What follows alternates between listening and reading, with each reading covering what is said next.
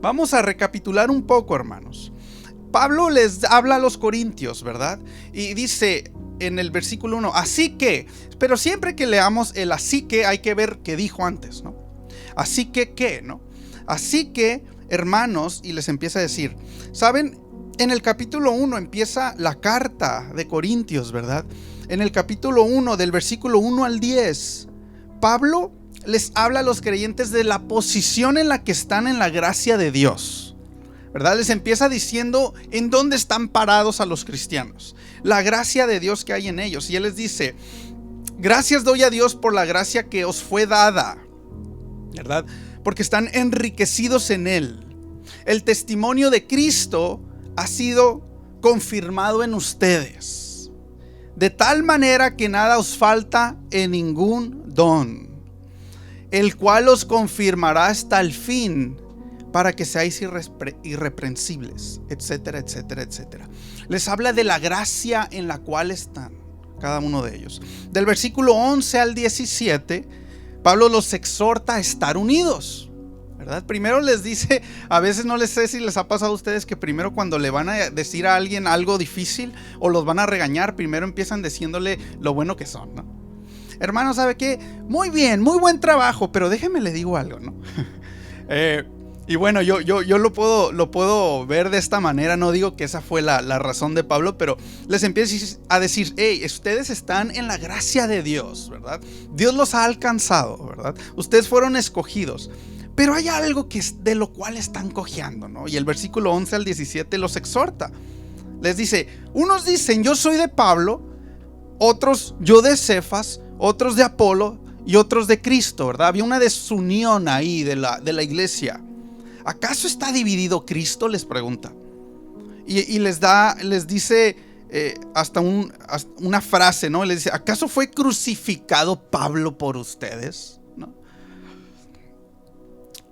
Después les dice, qué bueno, en otras palabras, lo estoy parafraseando, qué bueno que no los he bautizado yo, porque si no me verían a mí como el otro Cristo, ¿verdad?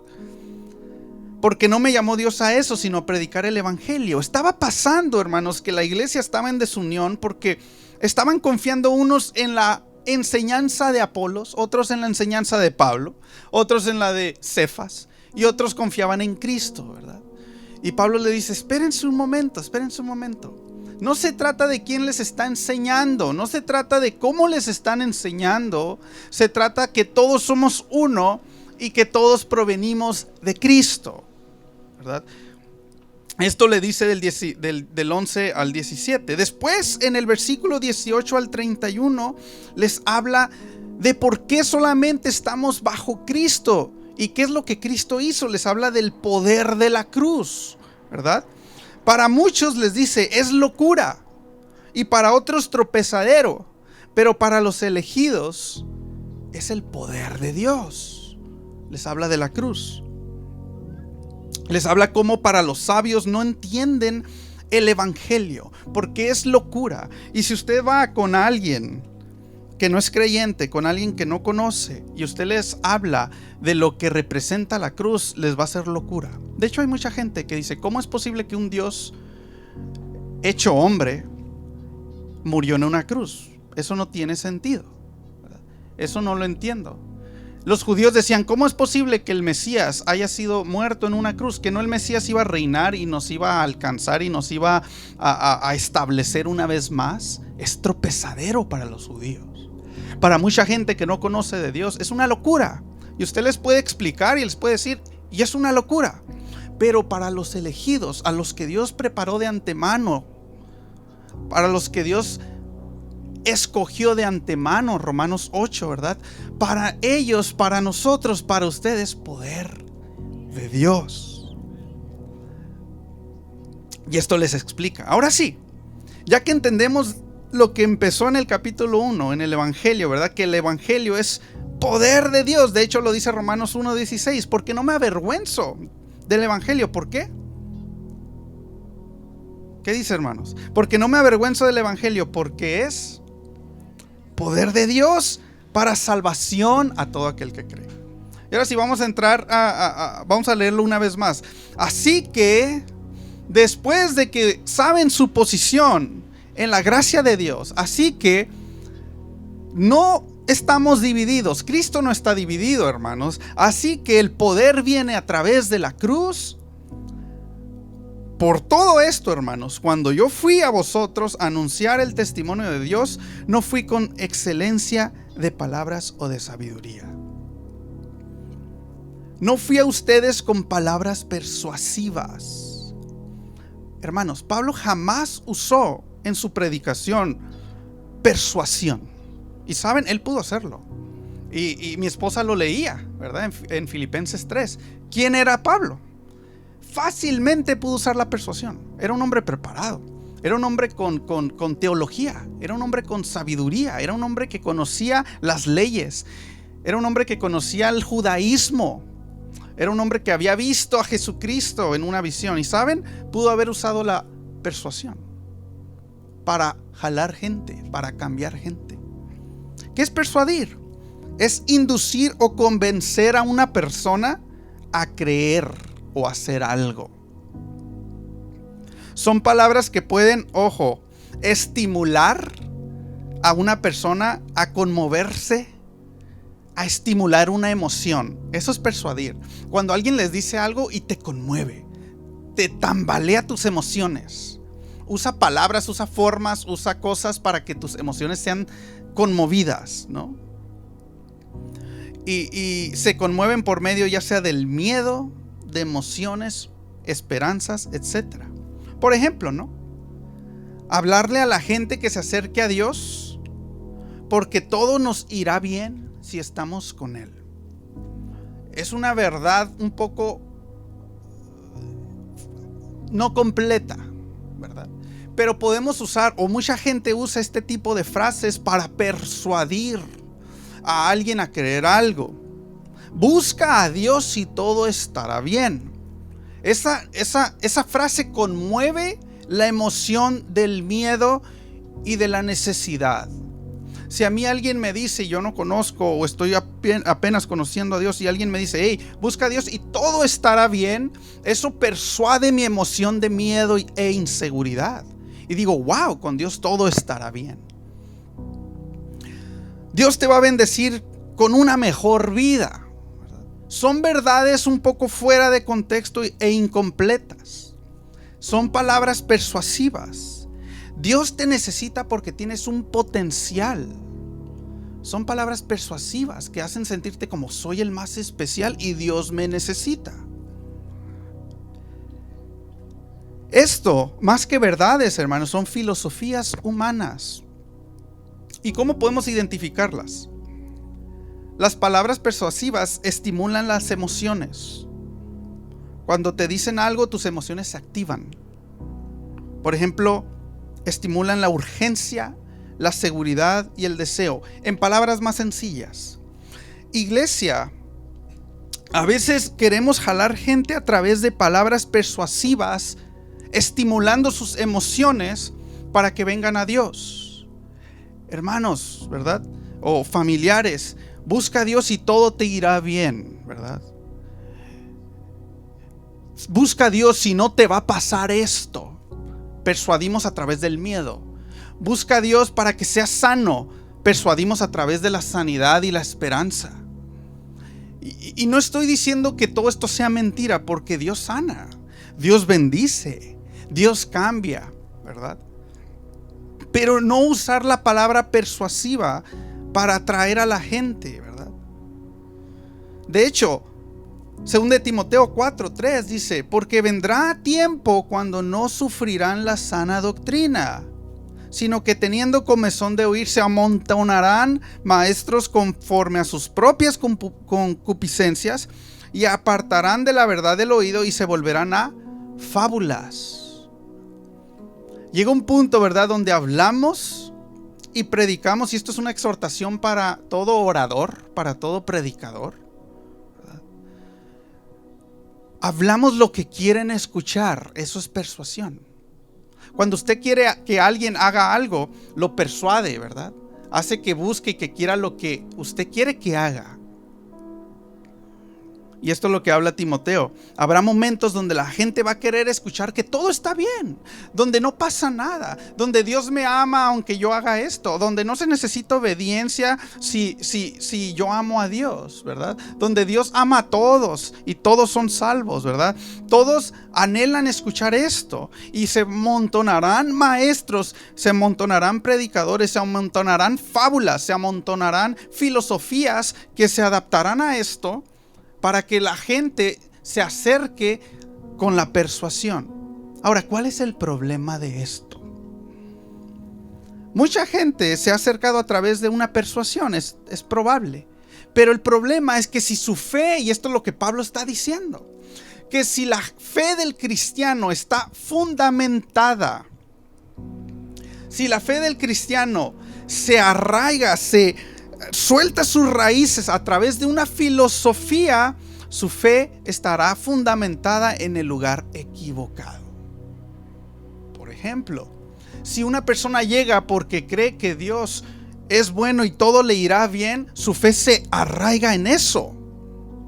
¿Y qué va a pasar cuando no le vaya bien? Su fundamento será destruido. ¿Qué va a pasar cuando una persona vea que Dios no lo sanó? Una vez tocamos el tema, su fundamento se va a destruir. Ese es el problema de fundamentar la fe de alguien en filosofías o en sabiduría de hombre. Cuando les hablemos a la gente, a las personas, hablemos o llevémoslo siempre a la verdad y a la cruz. Siempre a la verdad y a la cruz. Pablo aquí comienza y dice en mi segundo encabezado: pues me propuse no saber entre vosotros cosa alguna sino a Jesucristo y a este crucificado. Me propuse, planeé, ¿verdad?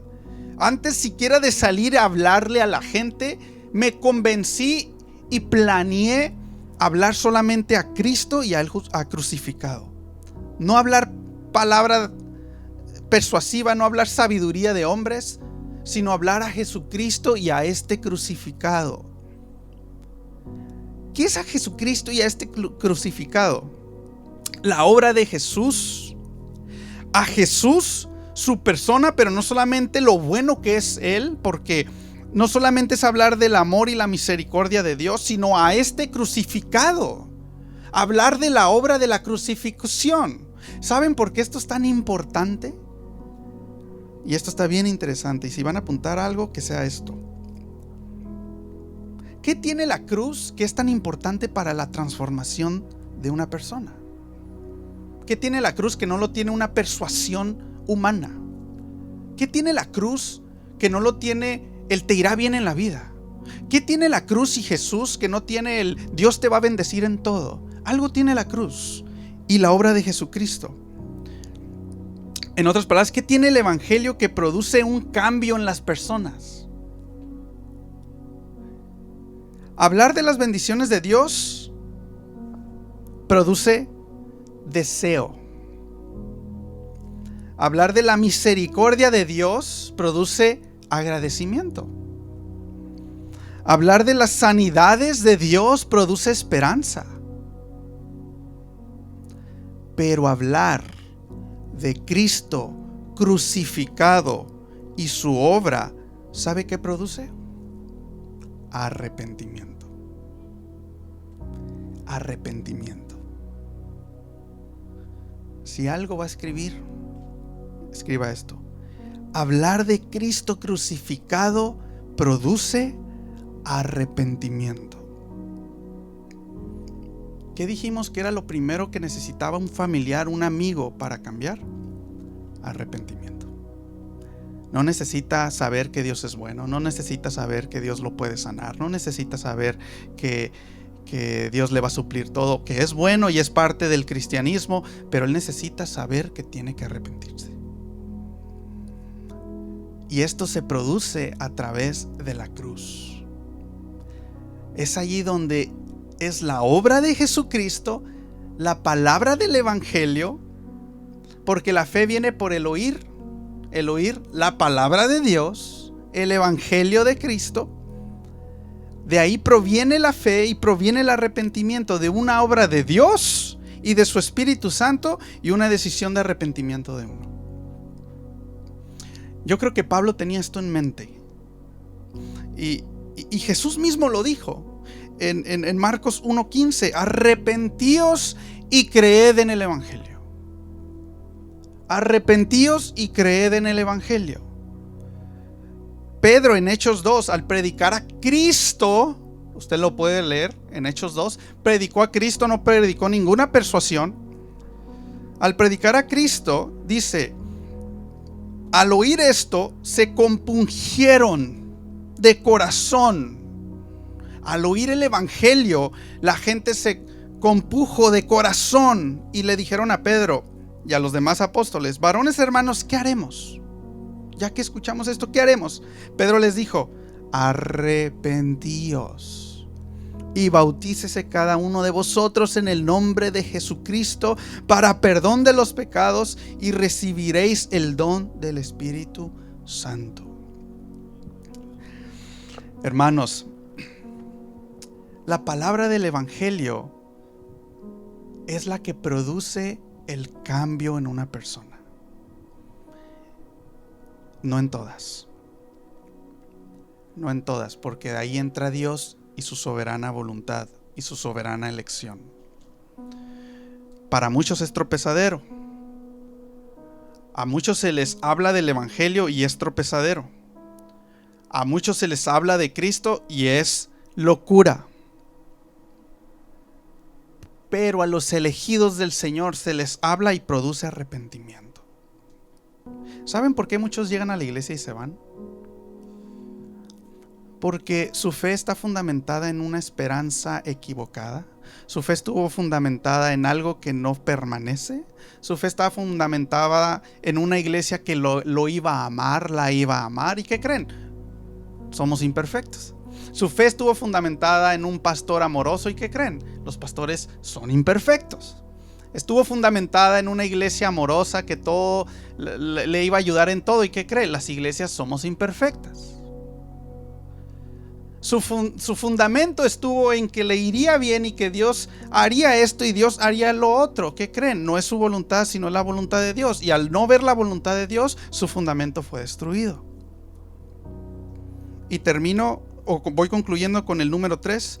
Para que vuestra fe esté fundada o esté basada en el poder de Dios. Cuando la persona es transformada por el Evangelio, entonces, y solo entonces, su fe estará basada en el poder de Dios y no en otra cosa. Es hasta cuando somos transformados. Vuelvo a preguntar: ¿en qué está fundada tu fe? ¿En qué está fundada tu fe? Y me atrevo a decir que muchos de los que estamos aquí, su fe está fundada en el poder de Dios. Y estoy muy gozoso por eso. Pero me atrevo a decir que no todos tienen una fe fundada en el poder y en el Evangelio de Dios. A nivel general, ¿verdad? En cualquier lugar. ¿Saben? Les voy a contar una experiencia. De niño,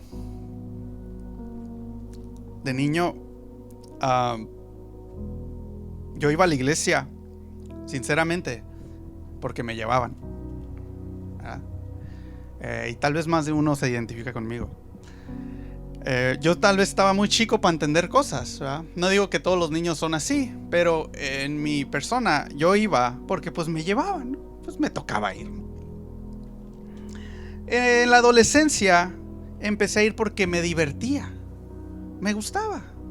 Hacían cosas los jóvenes, los adolescentes salían, y mi fundamento era mi diversión. Mi fundamento era locurada, como dicen, ¿no? Mi fundamento era que me la pasaba bien. Entonces, como me la pasaba bien, yo estaba allí. En otra etapa, mi fundamento fue que tenía un compromiso. Tengo que estar allí porque me toca estar allí. Y si me decían, aunque yo no lo decía, yo no decía que mi fundamento era el compromiso, yo sabía que mi fundamento era un compromiso. En otras etapas de las personas, su fundamento es porque es lo correcto. Yo estoy en la iglesia porque eso es lo correcto. Yo voy a la iglesia porque eso es lo que debo de hacer. Yo voy a la iglesia porque eso me enseñaron que es lo correcto. Y si no lo hago, estoy mal.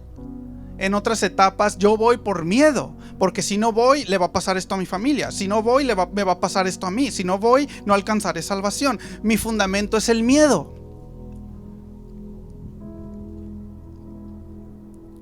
Pero ¿saben algo? En todas estas etapas y en todas las etapas que yo pasé personalmente, en todas estas yo no era cristiano. Yo no era cristiano porque mi fe estaba mal fundamentada.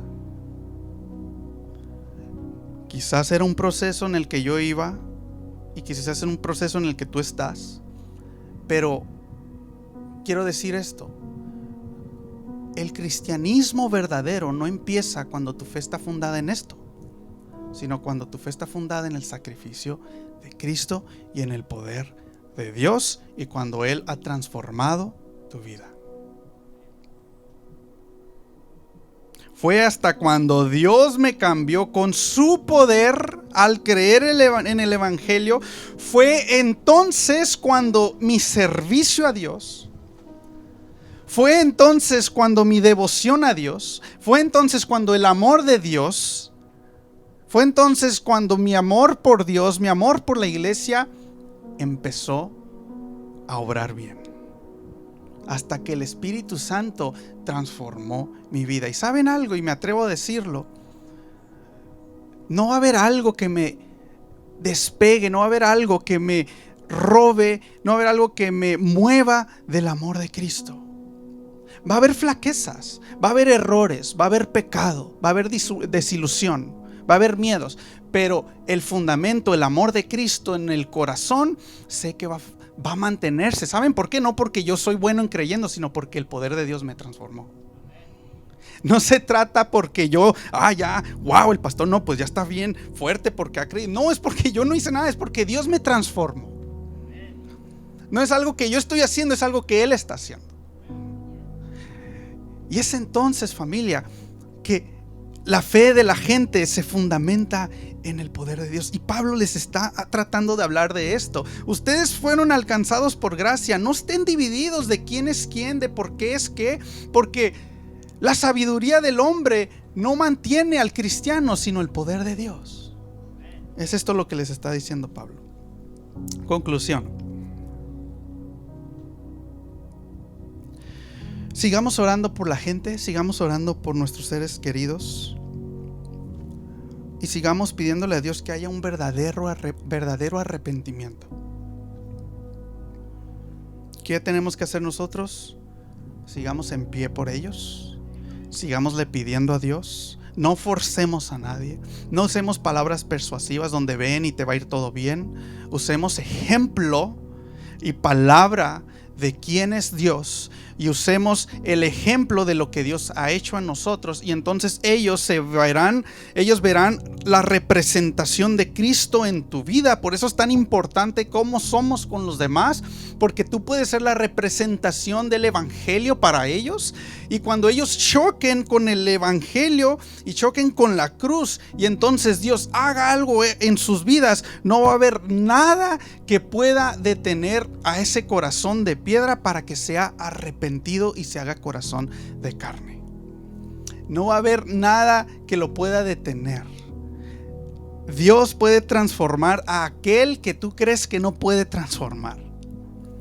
Dios puede cambiar a aquel que tú dices, ni con nada se vuelve cristiano. A esa persona que tú lo ves y dices, no, no tiene finta de cristiano. Pues es que no se trata que tenga finta de cristiano, se trata de que Dios lo puede cambiar. Pablo no tenía finta de cristiano, perseguía a los cristianos y Dios lo cambió. Pedro no tenía finta de cristiano y Dios lo cambió. No se trata de que tenga el parecido, ¿verdad? A veces decimos, él tiene potencial, yo lo he dicho, él tiene potencial de ser cristiano. Pero no es que tenga el potencial, es que Dios lo transforme.